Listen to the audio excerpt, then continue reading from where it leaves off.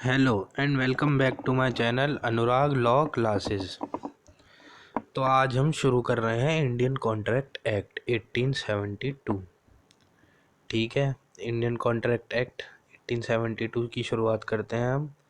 इसमें हमें पहला बता रखा है, इसका इंट्रोडक्शन हम पढ़ते हैं। इसमें हमें बता रखा है कि इसका पूरा नाम जो है इंडियन कॉन्ट्रैक्ट एक्ट 1872 है। और ये इंडियन कॉन्ट्रैक्ट एक्ट जो है, जितने भी लॉ हैं जो कि कॉन्ट्रैक्ट से रिलेट करते हैं इंडिया में, वो इनके ऊपर ये गवर्न करता है। और जितने भी एक्ट, जो ये एक्ट है हमारा इंडियन कॉन्ट्रैक्ट एक्ट, ये हमारा Indian contract act British India द्वारा पास किया गया था। जो कि इस इंडियन कॉन्ट्रैक्ट एक्ट का जो बेस है वो इंग्लिश कॉमन लॉ के ऊपर ये बना हुआ है। और अब आपको पता ही है कि इंडियन कॉन्ट्रैक्ट एक्ट हमारा जम्मू एंड कश्मीर में भी लागू होता है। इंडियन कॉन्ट्रैक्ट एक्ट की एक तो एनफोर्समेंट डेट है और एक है कमेंसमेंट डेट। तो हम दोनों पढ़ेंगे। इसमें तो मैंने आपको 1 सितंबर 1872 बता रखी है, जो कि है इंडियन कॉन्ट्रैक्ट एक्ट की एनफोर्समेंट डेट। और इसकी कमेंसमेंट डेट है, कमेंसमेंट डेट जो है इसकी 1 सितंबर है। और इसकी इनेक्टमेंट डेट जो है वो है 15 मार्च। इनेक्टमेंट डेट जो है इंडियन कॉन्ट्रैक्ट एक्ट की वो 15 मार्च है। और इंडियन कॉन्ट्रैक्ट एक्ट की कमेंसमेंट डेट है वो 1 सितंबर है। अब इसके हम आ जाते हैं, इसके अंदर जो इम्पोर्टेंट डेफिनेशन जो हमें दे रखी हैं वो पढ़ लेते हैं हम। इसमें हमें 2A में प्रपोजल दे रखा है। प्रपोजल में हमें बता रखा है व्हेन वन पर्सन सिग्निफाइज, मैं मार्क करके चलता हूँ आपके लिए। इसमें प्रपोजल में हमें कुछ टर्म जो है वो कुछ जो टर्म है वो हमें देख के चलनी पड़ेंगी। इसमें बता रखा है when one person signifies another. तो इसमें पहला है कि signifies to another his willingness to do, है ना, हिज विलिंगनेस टू डू और एब्सटेन फ्रॉम डूइंग। तो हिज विलिंगनेस टू डू और एब्सटेन फ्रॉम डूइंग एनीथिंग। इसका मतलब ये है कि जब कोई पर्सन अपने अपने को बताता है, दूसरे को बताता है कि या तो वो कुछ करना चाहता है या फिर वो उसे कुछ करने से रोकना चाहता है ना, तो वो उसके लिए उसकी असेंट लेगा, असेंट लेना चाहता है, तो उसे हम प्रपोजल मानेंगे। ठीक है, 2A में हमें प्रपोजल बता रखा है। अब इसमें सेकंड हमें बता रखा है एक्सेप्टेंस। के एक्सेप्टेंस कब होगी? जब when the person to whom proposal is made, कि जिस पर्सन को प्रपोजल दिया गया और उस पर्सन ने उस प्रपोजल पे अपना एसेंट दे दी, तो वो प्रपोजल एक्सेप्ट कर दिया जाएगा। और जब वो एक्सेप्ट कर दिया जाएगा तो उसे प्रॉमिस मान लिया जाएगा। ठीक है, तो जब कोई प्रपोजल एक्सेप्ट हो जाता है तो उसे हम प्रॉमिस मानते हैं।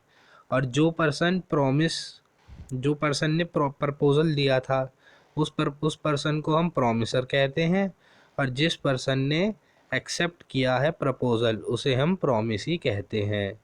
एक्सेप्टेंस हमें सेक्शन 2B में दे रखा है।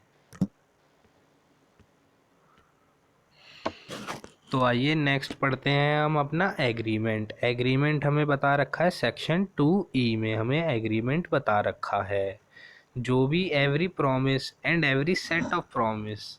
इसमें एग्रीमेंट में हमें बता रखा है कि जो भी प्रॉमिस या फिर सेट ऑफ प्रॉमिस किए गए हैं और उनके ऊपर कोई कंसिडरेशन दी जाती है तो उसे एग्रीमेंट मानेंगे। कंसिडरेशन अभी हम आगे भी पढ़ेंगे, कंसिडरेशन बहुत इम्पॉर्टेंट चीज़ है, तो कंसिडरेशन को हम बहुत डिटेल में पढ़ेंगे।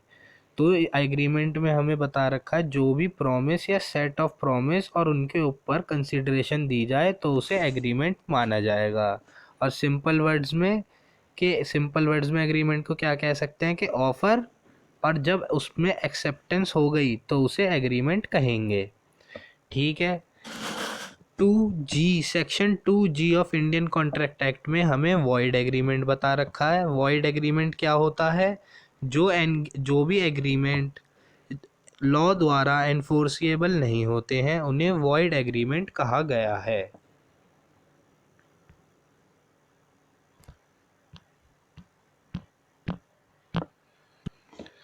अच्छा, अब हमें कॉन्ट्रैक्ट जो है 2H में बता रखा है। कॉन्ट्रैक्ट में हमें बता रखा है जो भी एग्रीमेंट लॉ द्वारा एनफोर्सिएबल हैं उन्हें कॉन्ट्रैक्ट कहा जाता है। कॉन्ट्रैक्ट में जो इसके मेन इंग्रेडिएंट्स हैं, एक तो है एग्रीमेंट जो हमने 2E में पढ़ा, और दूसरा है एनफोर्सिएबिलिटी बाय लॉ।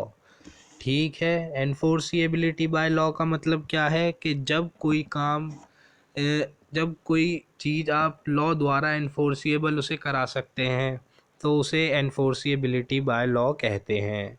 वॉइडेबल कॉन्ट्रैक्ट जो है at the option of one party होता है। वॉइडेबल कॉन्ट्रैक्ट में जैसे आप मान सकते हैं कि मैंने किसी के कान के ऊपर बंदूक लगाई, और बंदूक लगाने के बाद मैंने उससे कहा कि ये जो प्रॉपर्टी है इस पे साइन कर दे, मगर उसमें उसकी फ्री कंसेंट नहीं थी, तो ये कॉन्ट्रैक्ट वॉइडेबल कहा जाएगा। क्योंकि अगर मेरी तरफ से तो वो कॉन्ट्रैक्ट वैलिड है, मगर अगर जो दूसरी पार्टी है जिसको मैंने डराया धमकाया था, उस डराने धमकाने की वजह से वो चाहे तो पुलिस में रिपोर्ट कर सकता है, और वो उसके ऑप्शन पे है कि अगर वो चाहे तो वो मेरे से कॉन्ट्रैक्ट करे, या अगर वो चाहे तो वो कोर्ट में आके मेरे खिलाफ कंप्लेन भी कर सकता है। उसे वॉइडेबल कॉन्ट्रैक्ट कहते हैं।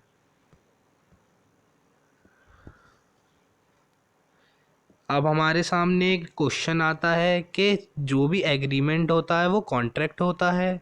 इसका हमें आंसर है कि नो, कि जो भी एग्रीमेंट होता है सारे एग्रीमेंट कॉन्ट्रैक्ट नहीं होते। जैसे कि मान लीजिए मैंने आपसे कहा कि आइए मूवी देखने चलते हैं, तो क्या ये कॉन्ट्रैक्ट है? नहीं। मगर अगर आपने इसे एग्री कर लिया, अगर आपने अपनी असेंट दे दी कि हाँ चलते हैं मूवी देखने, तो ये सिर्फ एक एग्रीमेंट है, ये कोई हमारे बीच में कॉन्ट्रैक्ट नहीं बनेगा। सेकंड पॉइंट में हमें बता रखा है कि an agreement to become a contract must give rise to legal obligation. तो जो भी एग्रीमेंट अगर आपको कॉन्ट्रैक्ट बनाना है तो आपको एग्रीमेंट के साथ एग्रीमेंट के अंदर वो जो कॉन्ट्रैक्ट बनाएंगे उसको उसके अंदर आपको लीगल ऑब्लिगेशन या फिर आपको लीगल ड्यूटी अराइज होनी चाहिए उसमें। ठीक है, तो इसमें हमें आगे बता रखा है कि एक जो एग्रीमेंट है वो लीगल ऑब्लिगेशन भी हो सकता है और वो सोशल ऑब्लिगेशन भी हो सकता है। जैसे मैंने आपको मूवी वाला जो एग्जांपल बताया था वो एक सोशल ऑब्लिगेशन है। और अगर आप किसी के साथ क्या कहते हैं, अगर आप मॉल में जाते हैं और वहाँ से कोई चीज़ परचेज़ करते हैं तो वो एक लीगल ऑब्लिगेशन हो जाती है। तो पहले सोशल ऑब्लिगेशन पढ़ते हैं।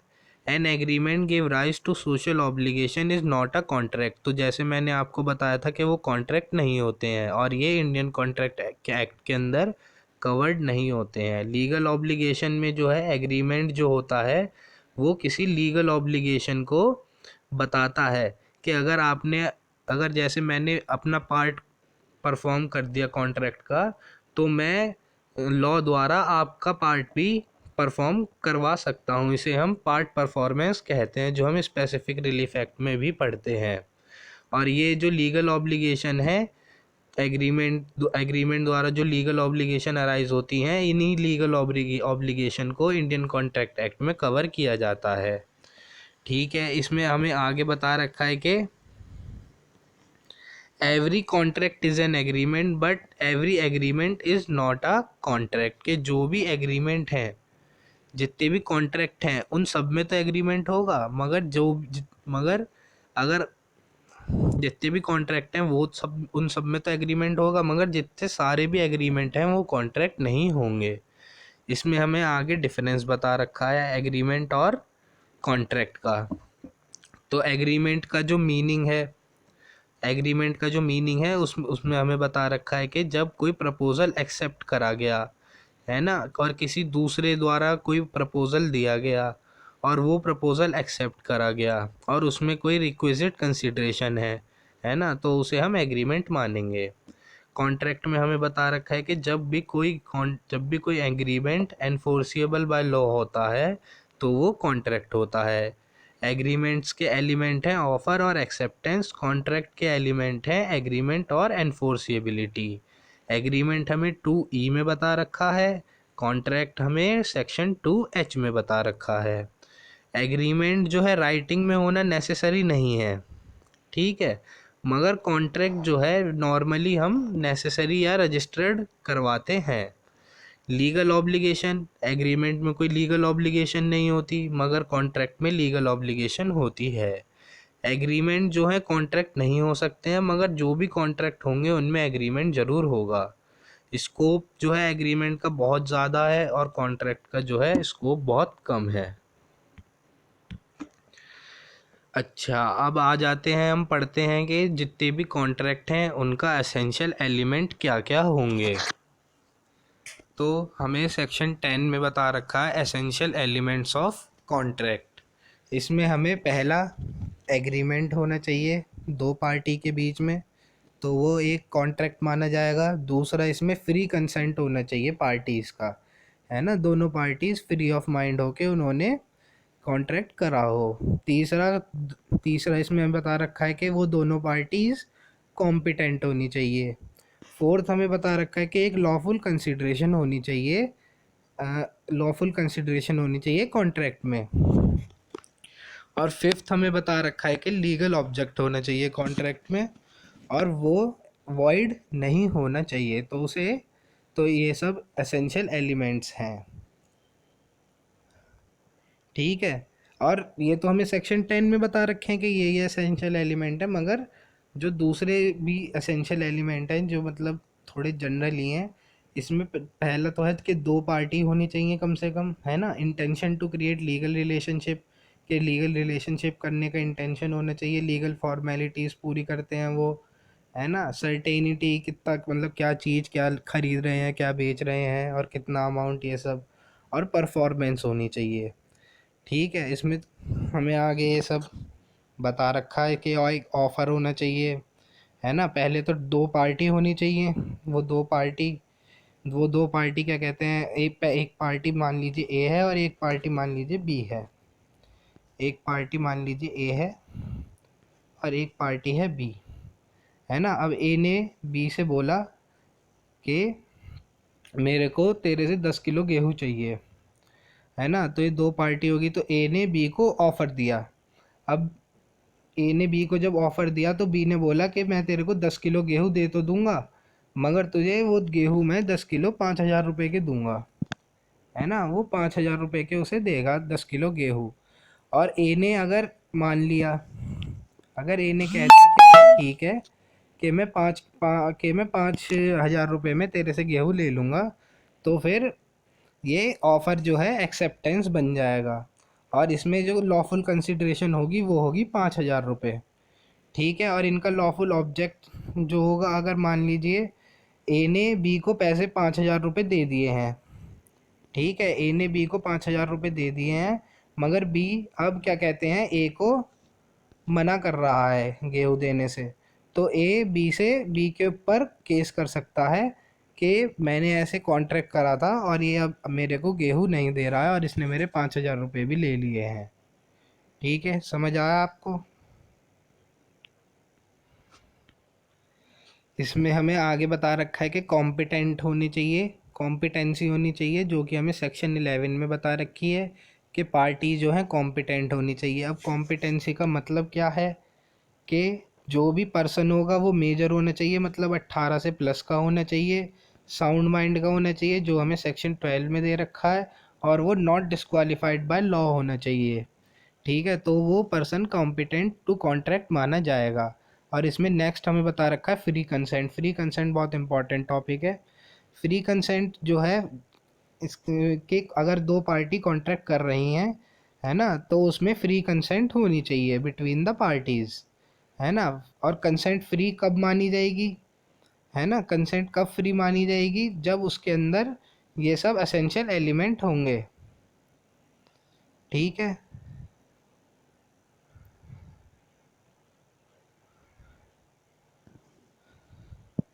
ये हमें सेक्शन 14 में बता रखा है कि जब ये एलिमेंट्स होंगे तो कंसेंट फ्री मानी जाएगी। इसमें हमें कोअर्जन बता रखा है, अनड्यू इन्फ्लुएंस, फ्रॉड, मिसरिप्रेजेंटेशन और मिस्टेक। कोअर्जन हमें 15 सेक्शन नंबर 15 में बता रखा है, अनड्यू इन्फ्लुएंस सेक्शन 16 में, फ्रॉड 17 में, मिसरिप्रेजेंटेशन 18 में और मिस्टेक 20, 21 और 22 में। ये हम अभी आगे सब पढ़ेंगे।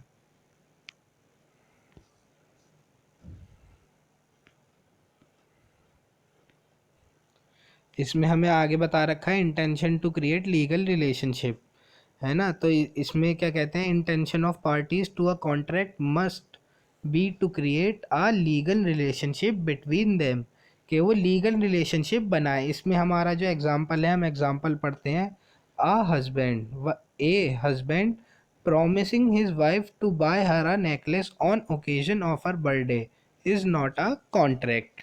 इसमें एक हस्बैंड ने अपनी वाइफ से प्रॉमिस करा कि मैं आपको बर्थडे पे आपके एक नेकलेस गिफ्ट करूँगा, तो ये तो कोई कॉन्ट्रैक्ट नहीं हुआ, क्योंकि इसमें कोई लीगल ऑब्लिगेशन या फिर इनके लीगल रिलेशनशिप नहीं हो रही है। कि अगर हस्बैंड ने अगर नहीं भी करा तो वाइफ उसके ऊपर केस नहीं कर सकती है कोर्ट में जाके, तो ये कोई लीगल रिलेशनशिप नहीं आ रही है। और इसमें नेक्स्ट हमें बता रखा है possibility of performance. Possibility of performance में बता रखा है agreement should be capable of being perform, कि जो भी एग्रीमेंट है ना, वो परफॉर्म करने लायक होना चाहिए। अगर मान लीजिए इसमें हमें 55 और 56 जो हमें बता रखा है इंडियन कॉन्ट्रैक्ट एक्ट का, जिसमें टाइम एसेंस है, और 56 में हमें बता रखा है कि इम्पॉसिबिलिटी टू डू कॉन्ट्रैक्ट, कि अगर आपने कोई इम्पॉसिबल टास्क बता दिया तो वो कैसे परफॉर्म किया जाएगा। इसमें हम एग्जांपल पढ़ते हैं, A promise B to bring rainfall through magic, है ना। तो ये जो एग्रीमेंट है ये इन्फोर्स नहीं किया जा सकता, क्योंकि ए बी से कह रहा है कि जादू द्वारा अगर तूने बारिश कराई तो मैं तुझे पैसे दूंगा, तो ये तो कोई कॉन्ट्रैक्ट नहीं हुआ, ये इम्पॉसिबल टास्क है। 10th में हमें बता रखा है legal formalities if any required for particular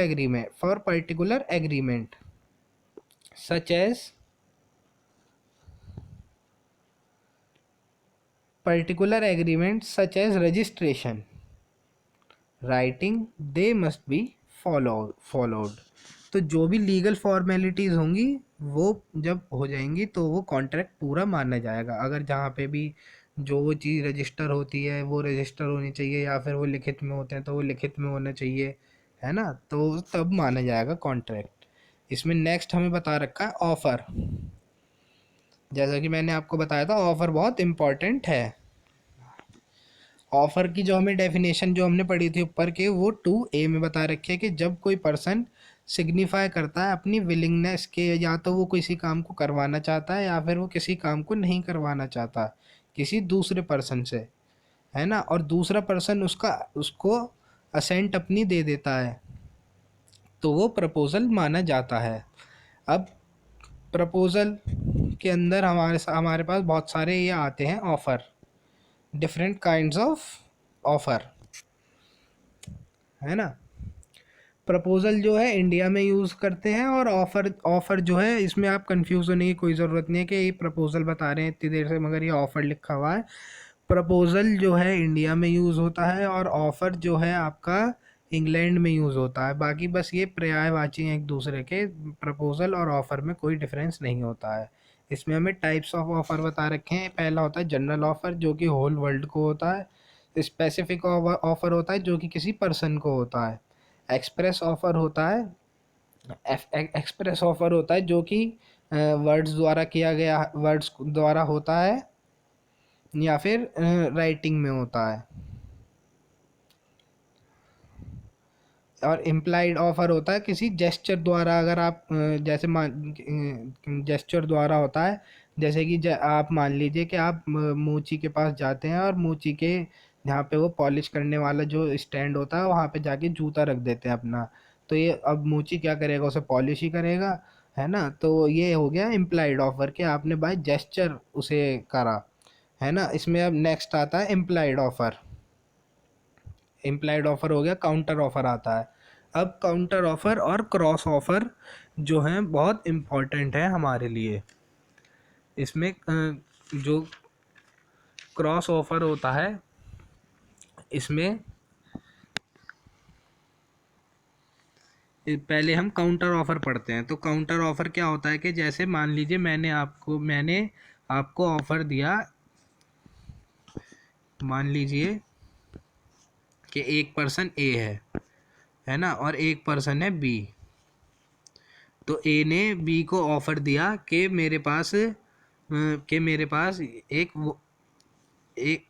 मेरे पास एक कॉइन है ना, कॉइन है मेरे पास एक, और तो क्या तू ये कॉइन 100 रुपये में लेगा? ए ने ये बी को ऑफर करा, तो बी ने बोला कि हाँ मैं ये कॉइन 100 रुपये में तो लूँगा, मगर मैं ये कॉइन लूँगा तो मगर मैं ये कॉइन 50 रुपये में लूँगा। तो ये हो गया काउंटर ऑफर। और क्रॉस ऑफर में क्या होता है कि मान लीजिए एक पर्सन ए है और एक पर्सन है बी। ए ने बी को ऑफर करा कि क्या तू मेरे पास जो ये कॉइन है इसे लेगा? और बी को मगर ये अभी ऑफ़र पता नहीं है कि बी के पास ये ऑफ़र आया है कॉइन का जो ए देना चाहता है 100 रुपये में, ठीक है। मगर बी इतने में ए से आके कह देता है कि ए जो तेरे पास कॉइन है वो मैं 100 रुपये में लेना चाहता हूँ, तो ये हो जाएगा क्रॉस ऑफ़र, ठीक है। इसमें अब हम आगे पढ़ते हैं कि इसमें काउंटर ऑफ़र में जो है पार्टी को नॉलेज होती है ऑफ़र की, और ऑफ़र जो है सेम टर्म पे नहीं होता है। क्रॉस ऑफ़र में जो है पार्टी को नॉलेज नहीं होती है, और जो ऑफ़र दिया गया है वो सेम टर्म और कंडीशन पे होता है। और इसमें एक आता है स्टैंडिंग ऑफ़र। स्टैंडिंग ऑफ़र जो होता है वो स्पेसिफाइड पीरियड के लिए होता है स्टैंडिंग ऑफ़र, ठीक है। इसमें हमें केस बता रखे हैं कि जनरल और स्पेसिफिक, जो जनरल और स्पेसिफिक ऑफ़र है उसमें एक केस उसका जो केस है वो है Carlill versus carbolic smoke ball company, है ना। और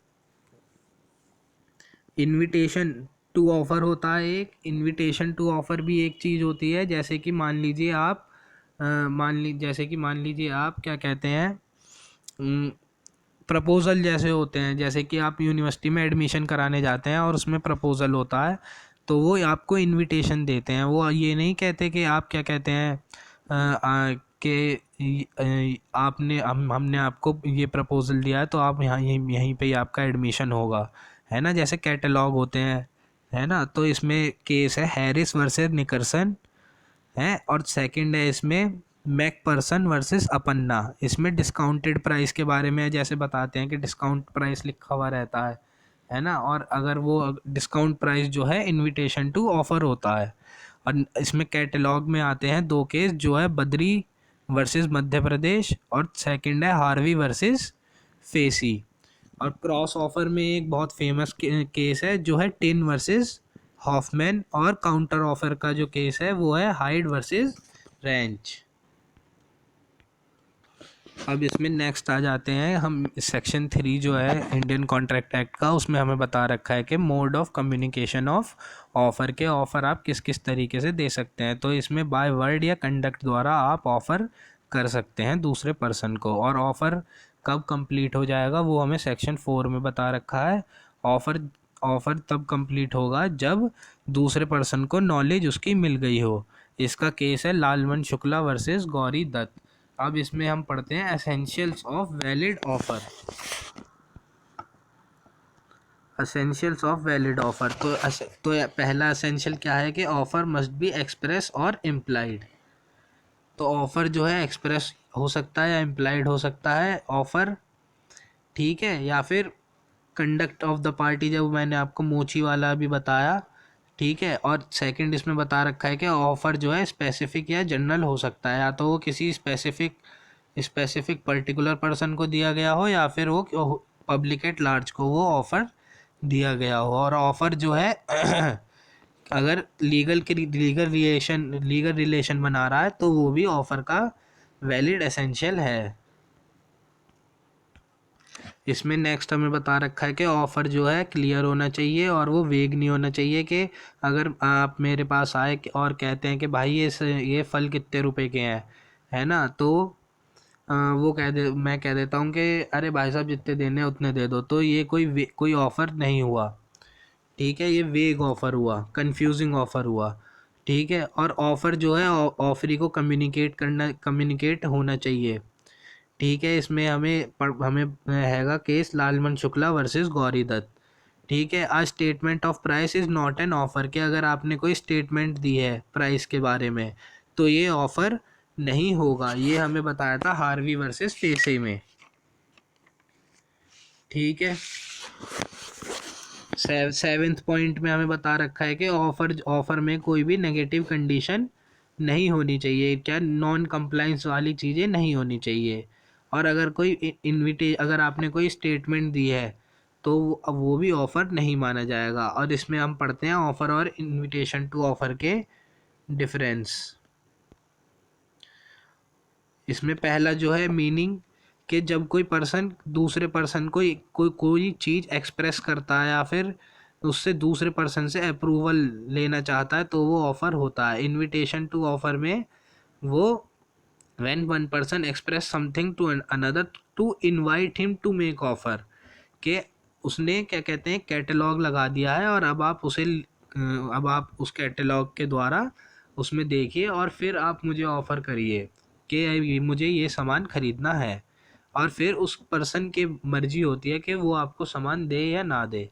एक ऑफ़र जो है 2A में डिफ़ाइन कर रखा है, इनविटेशन टू ऑफ़र कहीं भी डिफ़ाइन नहीं है इंडियन कॉन्ट्रैक्ट एक्ट में।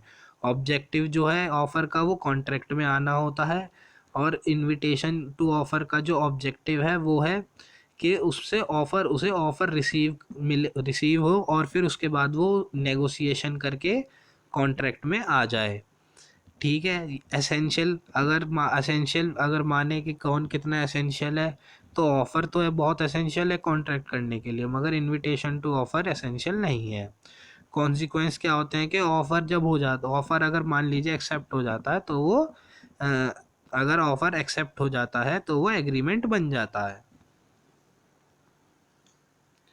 और तब इनविटेशन टू ऑफ़र तब एग्रीमेंट बनता है जब दूसरी पार्टी जब पहली पार्टी ने कैटलॉग देखा और वो पहली पार्टी जो ओनर है उसके पास जाके वो ऑफ़र करे, तब वो एग्रीमेंट उस बनता है। अब आ गए हैं हम ये नेक्स्ट एक्सेप्टेंस पे। एक्सेप्टेंस में हमें 2B में बता रखा है एक्सेप्टेंस। एक्सेप्टेंस में पढ़ते हैं when the person to whom an offer is made signifies his assent. तो जब वो असेंट अपनी दे रहा है, ठीक है, तब उसे एक्सेप्टेंस माना जाएगा। जब वो असेंट दे रहा है ना, जो ने प्रपोजल करा था उसे वो असेंट दे रहा है, तो वो प्रपोजल जो है प्रॉमिस बन जाएगा। अब इसमें एसेंशियल जो है एक्सेप्टेंस के पहला है कि एब्सोल्यूट और अनक्वालिफाइड होनी चाहिए एक्सेप्टेंस। ठीक है, इसमें एब्सोल्यूट और अनक्वालिफाइड का मतलब क्या है? There must be an absolute and unqualified acceptance of all terms of offer. जितनी भी एक्सेप्टेंस होंगी वो एब्सोल्यूटली मतलब आपको क्या कहते हैं एक्सेप्ट करनी पड़ेंगी, कोई कंडीशन लगा के आप एक्सेप्ट नहीं कर। नेक्स्ट इसमें बता रखा है कि एक्सेप्टेंस का शुड बी कम्युनिकेटेड। तो एक्सेप्टेंस क्या कहते हैं, किसी एक्ट या किसी ओमिशन द्वारा कम्युनिकेटेड की जा सकती है। इसमें एक एग्रीमेंट भी आता है, एग्रीमेंट सब साइलेंटो। इसमें कुछ सरकमस्टांस होते हैं जिससे कि साइलेंस द्वारा या फिर साइलेंस द्वारा अपने कंडक्ट द्वारा आप एग्रीमेंट कर लेते हैं। जैसे मैंने आपको मोची वाला जो बताया था कि आप जूता जाके रख देते हैं तो वो सब साइलेंटो एग्रीमेंट हो जाता है। थर्ड इसमें बता रखा है कि acceptance must be in prescribed और रीजनेबल मोड। तो तो प्रेस्क्राइब्ड और रीजनेबल मोड होनी चाहिए। ऑफ़र जो है एक्सेप्ट जो किया गया है वो प्रेस्क्राइब्ड मोड जैसे आपने उसमें लिखा था वैसे ही एक्सेप्ट करना चाहिए। इफ़ ऑफर और prescribes no mode of acceptance, the acceptance should be communicated accordingly by reasonable mode as in oral or writing। तो अगर एक्सेप्टेंस जो है प्रेस्क्राइब मोड द्वारा नहीं लिखी गई है तो एक्सेप्टेंस किसी और एक्ट या फिर रिटिन या फिर ओरल तरीके से करी जा सकती है। इसमें नेक्स्ट हमें बता रखा है कि acceptance must be given with in a reasonable time and before offer lapses. इसमें एक्सेप्टेंस जो है वो टाइम के अंदर अंदर, जब तक कॉन्ट्रैक्ट है तब तक आपको एक्सेप्टेंस दे देनी चाहिए। अगर टाइम निकल गया तो आपकी एक्सेप्टेंस वैलिड नहीं रहेगी। फिफ्थ हमें बता रखा है acceptance can not preceded an offer, acceptance must be given after receiving the offer. तो एक्सेप्टेंस जब भी एक्सेप्टेंस जो है कभी भी ऑफ़र से पहले नहीं दी जाएगी। एक्सेप्टेंस हमेशा जब भी दी जाएगी वो ऑफ़र के बाद ही दी जाएगी, है ना। सिक्स्थ में हमें बता रखा है acceptance must be given only by person to whom offer is made, कि एक्सेप्टेंस उसी पर्सन को दी जाएगी जिस पर्सन पे वो दी गई है, जिस पर्सन ने ऑफ़र दिया था। Rejected offer can be accepted only on renewal, अगर कोई ऑफ़र रिजेक्ट कर दिया है और रिन्यू कर रहे हैं, अगर आप फिर से कहना चाहते हैं कि चलिए कोई बात नहीं हो जाता है, और फिर आप करना चाहते हैं तो वो आप कर सकते हैं। इसमें एक्सेप्टेंस लेटर और पोस्ट द्वारा भी हो सकती है ना। एक्सेप्टेंस जो है प्रेस्क्राइब्ड मैनर में, जो मैंने अभी आपको बताया था, वो हमें सेक्शन 7 क्लॉज 2 में दे रखी है। एक इसमें इम्प्लाइड एक्सेप्टेंस जो थी वो हमें सेक्शन 8 में बता रखी है। और एक्सेप्टेंस जब कंप्लीट हो जाती है तो वो कॉन्ट्रैक्ट बन जाती है। ठीक है, इसमें हमें अब नेक्स्ट चलते हैं आगे। तो अब हम आ गए हैं communication of offer and acceptance and revocation के ऊपर। तो इसमें ऑफ़र कैसे कम्युनिकेट और एक्सेप्ट और रेवोकेशन कैसे किया जाता है वो हमें सेक्शन 4 और सेक्शन 5 में बता रखा है। फर्स्ट हमें बता रखा है communication of offer is complete when its comes to the knowledge of offeree, के ऑफ़र तब कंप्लीट होता है जब वो ऑफरी के नॉलेज में आ जाता है। ठीक है, नेक्स्ट इसमें बता रखा है रेवोकेशन या विड्रॉल या कैंसिलेशन। तो रेवोकेशन कब किया जा सकता है? Revocation of offer is valid before offeree puts the acceptance in course of transmission and it's out of reach to stop it. तो रेवोकेशन एक्सेप्टेंस से पहले किया जा सकता है ऑफर का revocation. Revocation of acceptance is valid before acceptance comes to the knowledge of offeror. तो offeror की नॉलेज में आने से पहले आप रेवोकेशन कर सकते हैं एक्सेप्टेंस का। ठीक है, कॉन्ट्रैक्ट्स ओवर टेलीफोन, तो टेलीफोन के द्वारा भी आप कॉन्ट्रैक्ट कर सकते हैं, वो वैलिड कॉन्ट्रैक्ट माने जाएंगे। इसमें जो है एक्सेप्टेंस जो है ऑडिबल होती है, जो कि सुनाई दी जाती है ऑफरर द्वारा। ठीक है, आगे चलते हैं। अब ये हमें आगे बता रखा है रेवोकेशन ऑफ ऑफ़र। तो रेवोकेशन ऑफ ऑफ़र हमें सेक्शन नंबर 6 में बता रखी है। सेक्शन 6 में हमें रेवोकेशन बता रखी है। तो रेवोकेशन किस किस द्वारा की जा सकती है? तो रेवोकेशन नोटिस द्वारा की जा सकती है ना। नोटिस दे के आप रेवोकेशन कर सकते हैं। और सेकंड हमें बता रखा है कि बाय लैप्स ऑफ टाइम, के अगर टाइम निकल गया तो रेवोकेशन कर सकते हैं, या फिर अगर आपने कोई कंडीशन दी थी और वो कंडीशन फुलफ़िल नहीं कर पाया है ना, तो वो रेवोकेशन करा जा सकता है। या फिर डेथ, इंसैनिटी हो गई है, प्रपोजर जिसने प्रपोजल दिया था उसकी मृत्यु हो गई है, या फिर वो पागल हो गया है, तो रेवोकेशन किया जा सकता है। और रेवोकेशन तब भी किया जा सकता है जब अगर प्रेस्क्राइब्ड मोड पे आपने कहा था कि इस तरीके से यहाँ साइन करके इस कागज़ पे ऐसे ऐसे कॉन्ट्रैक्ट बनेगा, और उस तरीके से कॉन्ट्रैक्ट नहीं किया गया है, तो भी रेवोकेशन किया जा सकता है। और अगर कोई काउंटर ऑफ़र कर दे तो भी रेवोकेशन हो जाता है। इसमें जो एक केस है वो है managing committee SGA high school versus Bihar. ठीक है, तो आइए अब हम पढ़ते हैं कंसीडरेशन। तो कंसीडरेशन को क्विड प्रो क्यो भी कहते हैं, जिसका मतलब होता है समथिंग इन रिटर्न। ठीक है, कंसीडरेशन हमें सेक्शन 2D में बता रखी है। कंसीडरेशन क्या होता है? When eight the desire of promisor. ठीक है, एट द इसमें है eight the desire of promisor, के प्रोमिसर के डिज़ायर पे वो होना चाहिए, है ना। पहला तो प्रोमिसी और any other person had done और एब्सटेन्ड फ्रॉम डूइंग, तो या तो वो कंसिडरेशन, पहले तो कंसिडरेशन जो है डिज़ायर ऑफ द प्रोमिसर होनी चाहिए, और वो प्रोमिसी या किसी और पर्सन को या तो कोई काम करने से या फिर कोई काम ना करने से कह रहा है, तो वो सच एक्ट और एब्सटेनेंस ऑफ प्रॉमिस, है ना, वो कंसिडरेशन मानी जाएगी। ठीक है, इसमें मीनिंग पहला हमें बता रखा है, consideration means something in return, के कोई आप किसी चीज़, जैसे कि मैंने आपसे किसी कोई चीज़ खरीदी, तो आपको, आपका भी तो फ़र्ज़ है कि मेरा भी तो ये फ़र्ज़ है कि मैं आपको उसके बदले में कोई चीज़ दूं, तो उसे कंसिडरेशन कहा जाता है। It may be an act और एब्सटेंस और प्रॉमिस, तो ये कोई एक्ट भी हो सकता है, एब्सटेंस भी हो सकता है, या प्रॉमिस भी हो सकता है कंसिडरेशन। अब हमें सेक्शन नंबर 25 में बता रखा है कि अगर अगर किसी भी एग्रीमेंट में कंसिडरेशन नहीं होगी तो वो कॉन्ट्रैक्ट वॉइड माना जाएगा। ठीक है,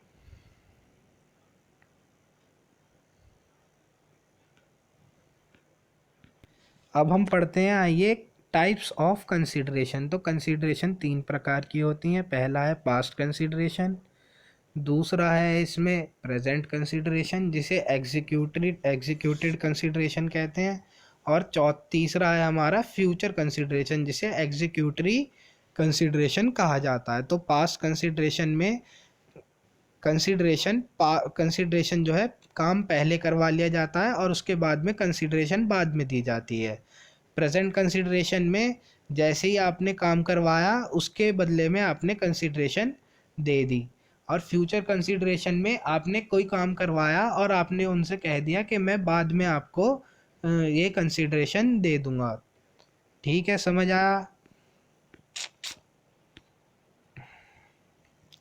अब आइए पढ़ते हैं एसेंशियल ऑफ वैलिड कंसिडरेशन। तो वैलिड कंसिडरेशन का एसेंशियल क्या होता है, जो मैंने आपको बताया था, eight the desire of promisor के डिज़ायर पे वो होना चाहिए कंसिडरेशन। बी में हमें बता रखा है, whatever is done must have done at the desire of promisor and not voluntary and और not at the desire of third party, के वो सिर्फ प्रोमिसर के डिज़ायर पे होना चाहिए, है ना, और किसी थर्ड पार्टी के डिज़ायर पे वो नहीं होना चाहिए। इसमें हमारा, अब आ जाते हैं सेकंड, अगर आपको ये एग्ज़ाम्पल पढ़ना है तो आप एग्ज़ाम्पल भी पढ़ सकते हैं। इसमें सेकंड पढ़ते हैं, इसमें बहुत फेमस केस है चिन्नैया वर्सेस रमैया, बहुत फेमस केस है ये 1882 का। तो कंसिडरेशन जो है, कंसिडरेशन में move from promisee to any other person, पहले तो हमने पढ़ा कि at the desire of person, के उस पर्सन के डिज़ायर पे होनी चाहिए, और दूसरा इसमें बता रखा है कि जो प्रॉमिसी है वो जो कंसिडरेशन है वो प्रॉमिसी को भी मिल सकती है या फिर किसी अदर पर्सन को भी मिल सकती है। इसमें हम चिन्नैया वर्सेस रमैया में पढ़ते हैं कि a lady by deed of gift made over certain property to her daughter.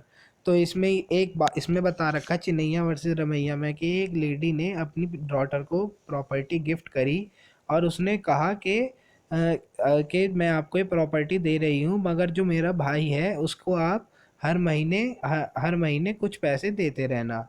तो जब जो लेडी ने उसे गिफ्ट करी थी वो प्रॉपर्टी, वो जब मर गई तो उसके बाद उस लड़की ने, डॉटर जो थी उसकी, उसने उसे पैसे देने बंद कर दिए उस लेडी के भाई को, और उसने कहा कि इसमें तो इसकी कोई कंसिडरेशन नहीं है।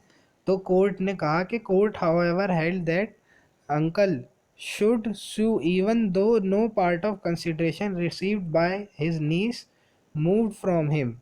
The consideration from her mother was sufficient consideration, के इसमें बताया गया कि अंकल जो जो उसका चाचा था उसको कंसिडरे उसके पास उसकी जो उसे वो सू कर सकता है उसकी बेटी को, क्योंकि जो जिस लेडी ने उसे प्रॉपर्टी दी थी उसने जो है सफिशिएंट कंसिडरेशन के साथ दी थी। इसमें जो है कंसिडरेशन थर्ड हमें बता रखा है कि कंसिडरेशन की कोई वैल्यू होनी चाहिए, है ना, रियल होनी चाहिए in the I of law. Fourth हमें बता रखा है कि कंसिडरेशन कोई एक्ट एब्सटेनेंस या प्रॉमिस द्वारा की जा सकती है ना। इसमें है जैसे कि अगर promise not to smoke is a negative act, है ना, कि आपको स्मोक करने से रोका जा रहा है तो वो नेगेटिव है ना। Promise to not to refer the matter to court, कि आप कोई प्रॉमिस कर रहे हैं, मैंने आपसे प्रॉमिस करा कि आप क्या कहते हैं मेरे खिलाफ वाद ना लाएं, है ना। Promise to perform at wedding anniversary और बर्थडे पार्टी, तो अगर जैसे आप देखते हैं जैसे फिल्म स्टार होते हैं, ये बर्थडे पार्टी पे जाते हैं तो ये प्रॉमिस करते हैं, है ना। फिफ्थ में हमें बता रखा है कि पास्ट, प्रेजेंट और future which the promisor is already not bound to do. तो इंडियन लॉ में जो है कंसिडरेशन पास्ट, प्रेजेंट और फ्यूचर हो सकती है, ठीक है, मगर इंग्लिश लॉ में पास्ट कंसिडरेशन नहीं होती है, उसमें सिर्फ प्रेजेंट और फ्यूचर कंसिडरेशन होती है। और इसमें सिक्स्थ हमें बता रखा है कि कंसिडरेशन जो है अनलॉफुल नहीं होनी चाहिए, कि इसमें हमें बता रखा है कंसिडरेशन अनलॉफुल नहीं होनी चाहिए, कि अगर मान लीजिए कि अगर आप कोई काम करवा रहे हैं पर जो कि लॉ द्वारा प्रोहिबिटेड है, या फिर फ्रॉडुलेंट काम है, या फिर किसी को इंजरी पहुंच रही है, किसी की प्रॉपर्टी को इंजरी पहुंच रही है, या फिर वो पब्लिक पॉलिसी के अपोज्ड है या फिर इमोरल है, तो वो अनलॉफुल माना जाएगा और वो जो कॉन्ट्रैक्ट है वो वॉइड हो जाएगा। सेक्शन नंबर 25 में हमें बता रखा है no consideration means no contract, ठीक है, अगर कंसिडरेशन नहीं होगी तो कोई कॉन्ट्रैक्ट नहीं माना जाएगा।